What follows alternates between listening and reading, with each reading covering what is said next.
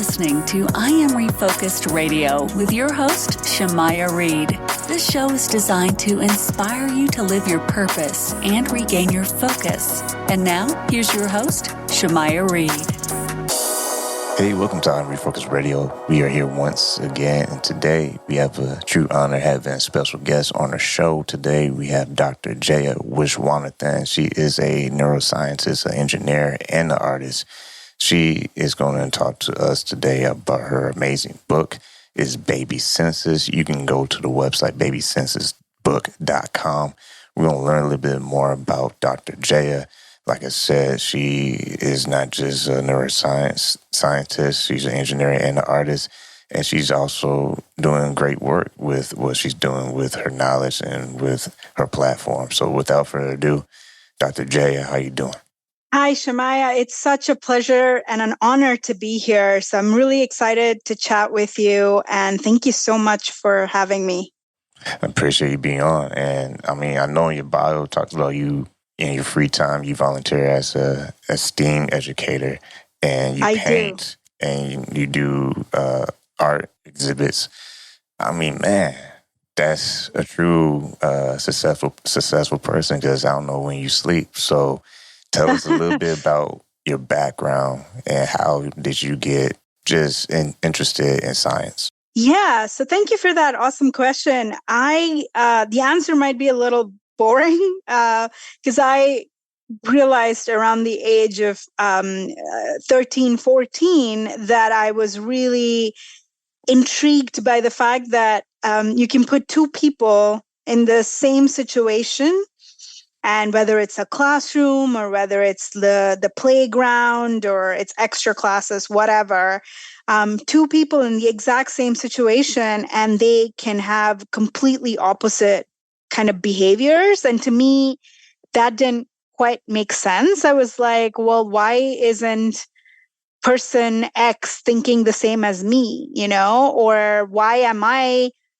wanting to do something else? And so that kind of triggered me to start thinking a lot about, well, where do these differences between individuals arise from? And then I read a little bit about the brain from encyclopedias and other things in the library. And then I just got hooked.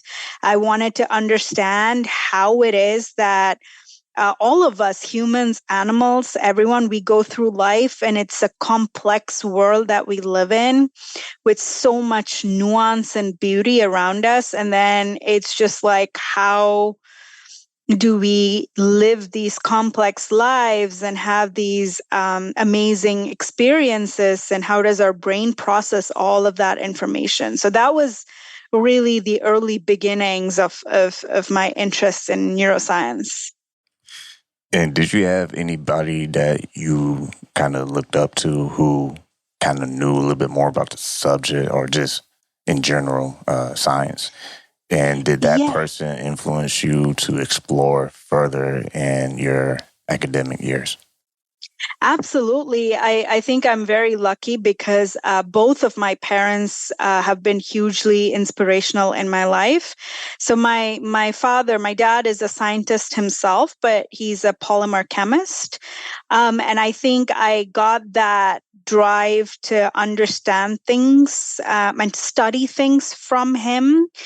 My mom is a linguist, and she's also very, very philosophical. And I think that drive to understand how things work, and that desire to understand the bigger picture, and step back sometimes. And I think as scientists, we kind of get lost in the weeds sometimes, just looking at the little corner of the world that we're researching. But that desire to step back and kind of put it into the context of the world that we live in and the lives that we lead, that really comes from my mom. I've had amazing mentors along the way of my education. I've had fantastic teachers and college professors and my mentors from my grad school, my master's, my PhD, my postdoc mentor, and my current mentors have really shaped my view of how science works and this desire to do public service and be a civil servant and give back to the community with the science and the research that I do. That really has been shaped with numerous mentors throughout the years. And at what age did you decide that, man, this is something that is so interesting? I want to have it as a job. I want to, work and do this for a living. Yeah. So like I said, around 14, I really, really wanted to study neuroscience. For a long time, I didn't know if it was going to be possible just because neuroscience wasn't really a field in India, and that's where I grew up. And there weren't really courses on neuroscience. There weren't labs, at least that I knew of, that were researching the kind of work that I wanted to do at the time. And so when I went into my undergrad, I became an engineer, hoping to contribute to the methodologies. So initially, when I became an engineer, I studied bioengineering, and I was hoping to develop the methodologies that would help us study the brain. So I was like, maybe I can work in an fMRI company and help improve the technologies for doing brain scanning or something like that. But through my undergrad, I realized I was really more interested in research proper and not just engineering or research technology. So I looked at the research projects that were going on at my school, and they were not related to neuroscience, but they could be. So I kind of tried to develop a research project hypothesis that would allow me to use these techniques that were being employed in my university into a neuroscience context.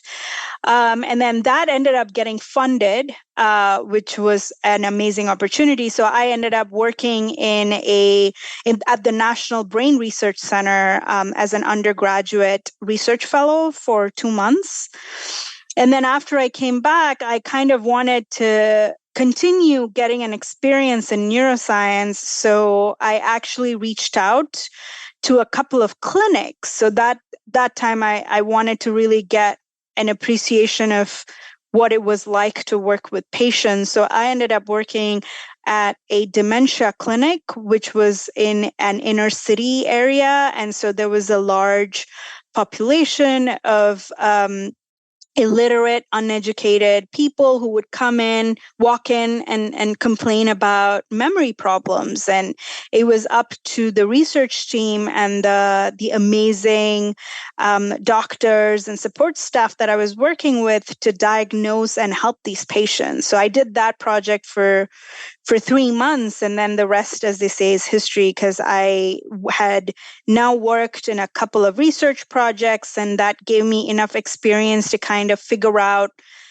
in a more focused way what I wanted to work on. And then I was able to apply for grad school with a clear idea of my research goals. And often professors like that when you have like clear ideas of what you want to work on and you reach out to people, they're usually really appreciative and willing to take a chance on you. With that point, did you ever look back and say, man, like, I'm doing this? Like, science is not easy for a lot of people. For you, Yep. Do you think that it came easier because you loved it, or was it still at a certain point where it was difficult, but you still loved it because you knew you had a passion for it? Absolutely. And that's such a deep question. Thank you so much. I love that question. Yes, I think science is not meant to be easy, because at least research, because we're out there on the edge of everything that we know, cumulative knowledge that we have, and trying to scrape out a little bit more, right? And so it's really, we're working on the border of the known and the unknown. And even if you are good at math and good at some things that help you along your career, there are going to be bad days. I've had experiments fail. I've had things go wrong. Sometimes the methods aren't the right fit to answer the questions that you really want answers to. So I don't know a single researcher who hasn't had bad days. I'm definitely one of them. Like, people have all the time bad days, but I can't speak for others, but for me, I still feel incredibly lucky to be doing something I love. I still wake up and I'm like, oh my God, I can't believe that I still get to do neuroscience. It's my first love. And the flip side to that too is, I think there are two things. So one is, I think science works really well when it's a team science approach. So diverse people with different skill sets coming together to work towards the greater answer, the greater good. Those approaches typically tend to work well. So it's not really necessary that everybody in the team is good at math or everybody in the team is good at one thing. So it's great if you can find a team that you work well with. And as I said earlier, I just sometimes it's about grit, and I think, like, when you really want to work towards something, even if it's difficult, I think we as humans tend to be incredibly resilient that way, that we usually find a way to when we really want something, when we really have a strong dream and a strong goal, we find a way to make that come true. That's a good point. I want to say something that came across my mind, if you will. So, yeah, let me know, because you're the scientist. When someone looks at a task that could be difficult for them, maybe because of lack of experience or just a lack of knowledge, is it true that someone else can look at that same thing and just say the complete opposite? Oh, this is easy. But what I mean is, like, for example, before the show started, I had a little issue pronouncing your last name. But you educated me on, the history and, the knowledge of different language. And I'm like, yeah, it'd be nice if I learned that in school. And I'm sure they probably learned that today.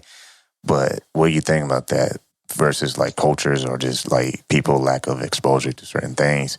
One task is easier than the other. Yeah. So these are wonderful questions. So first things, I do think there's a difference between people, like individuals. Some people tend to be more visual learners. Some people tend to be better at tactile learning. And I think there's just diversity, people, not everybody, even twins. Sometimes if you take identical twins, they don't necessarily learn and see the world the same way. And they go through life with different experiences and different things that shape them. And so absolutely, there's a lot of individual differences, but there's also learning itself or teaching. And often if you think back to the subjects that you really liked in school or topics that, your favorite teacher, it was often more than the topic that they were talking about, because learning is not unimodal. Maybe it's the charisma. Maybe your teacher was joking around a lot. Maybe it was a topic where they had you do a lot of hands-on activities like making cutouts or, having field trips. So it's often more than one thing that draws us to something. And again, that changes from person to person. So I agree with you on both points. And I think that's why effective teachers and effective educators tend to use more than one way to convey an idea. And I've tried to do that really with my book, Baby Senses, as well, to make that teaching and learning of neuroscience be multimodal, be visual, be colorful, but also have rhymes. So my book, I have a lot of rhymes where parents and children are talking to each other about what makes them special as a species. And all of them are rhymes. And I remember when I was drafting the book, I actually recited it out loud several times to myself. And you, as a music and audio technology person, would appreciate that. So I kind of recited it out loud so many times to kind of make sure that the pauses and the cadence and the words flowed together in a way that sounded nice. So if a parent wants to read it out loud to their child, they would enjoy doing it, and the child would also enjoy hearing the words, while they're looking at the pictures. And speaking of your book, let's plug that in before we let you go. Once again, people can go to your website. The book is babysensesbook.com, and you can get the book, and I'll recommend that you share it with, students, for crying out loud, because I think science, to me personally, I enjoy science. I didn't go that far deep into science as far as like career or anything like that. But is it fair to say that science is all around us? I mean, it's not like you pick a different career and you have athletes all around you, or you have, construction workers all around you. I mean, you kind of do, but you get what I'm saying, right? I do, yeah. And I agree. Science is all around us. And I think neuroscience especially should fascinate everybody, because it's a study about what makes us who we are. It's an understanding of yourself, a greater understanding of the world around you in terms of the animals that we share our planet with. And so absolutely, I think science is baked into our very existence. I completely agree with you. This book, just reading the little teasers you have on your website, I think it kind of draws back memories of school. And I think people who appreciate science will definitely appreciate this book. How can people stay connected with you and also support what you're doing? Oh, thank you so much. So I'm very accessible through my website. You can drop me a line if you have any questions. I'm also on social media, so all of those links are available on the book website. And I'm happy to chat further with anyone. And if you have more questions about how to use it as an educational tool, or the neuroscience. So the book, the unique thing about the book is that it has full-length neuroscience paintings that are sourced from microscopy images, normally only accessible in textbooks, and these paintings kind of really show you how these animals have superpowers because of their brains.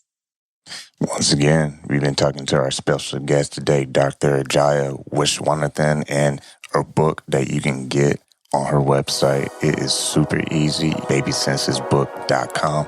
Once again, Dr. Jaya, I want to say thank you for your time. Thank you so much for having me again. I've really enjoyed our conversation.